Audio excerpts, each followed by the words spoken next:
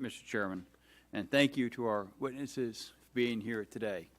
Mr. Bhargava, in your view, what can we do to make federal AI policy future-proof, or at least future-resistant, to enable innovation, even as AI technology continues to progress?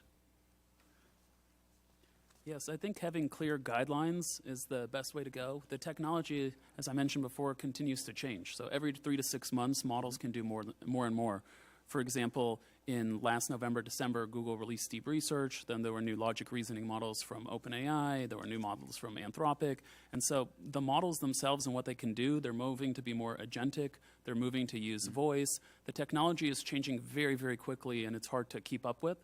So I think creating these guidelines are what's most important. And what I mean by that, for example, is a transparency guideline. So that could hit on what are the data sources, how do we train the model, how do we test the model.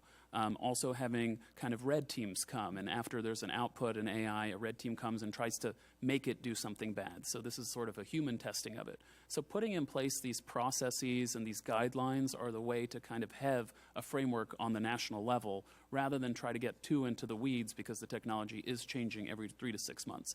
And I think putting these guidelines in place and these processes in place at a federal level with input from the entrepreneurs and the founders is the best way to have an approach here.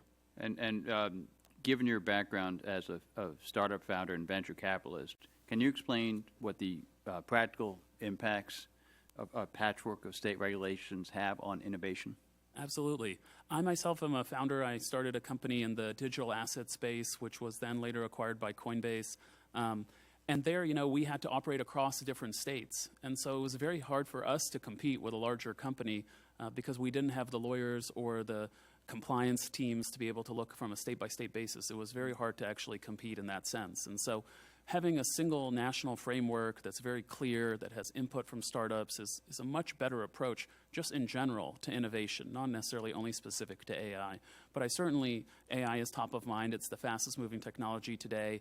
And this idea of competing with China on AI, it's not just AI, it's all the things AI enables. So it enables better healthcare, it enables better transportation. Folks are talking about self-driving. And so this isn't about competing in China in one place. This is competing in China in multiple industries. We absolutely need to stay ahead. And the only way to stay ahead across all of these industries is to have clear, transparent guidelines on the federal level with input from startups and experts in the field, not simply being written by think tanks or politicians or others.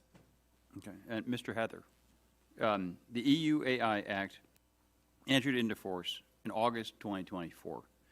As compliance deadlines approach, can you discuss how the European Commission and the private sector are implementing this law, and are there any concerns that we should be aware of? I would say buckle up. I don't know that the Europeans, similar to when they stood up GDPR or when they stood up the DMA, the Digital Markets Act, that they even know how to police the rules in which they've written. There's a lot of ambiguities, a lot of determinations are going to have to be made in real time, but the expectation is that the companies will be in compliance. So this creates a morass for even the largest companies to understand what the rules of the road actually are.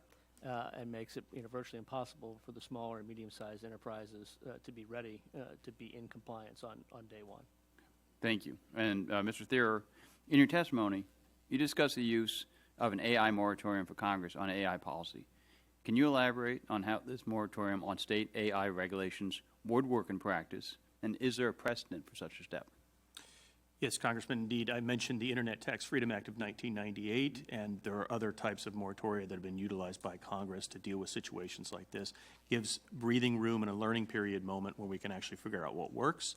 It would basically be, as the current moratorium stipulates, something that would cover most things having to do with algorithmic models and automated decision-making systems, but it would leave room for other types of general purpose, generally applicable laws, rather, that would cover technology more broadly. So the key thing here is technology neutrality and making sure that we don't have this voluminous overlapping set of patchworks from state to state. Thank you all for your testimony.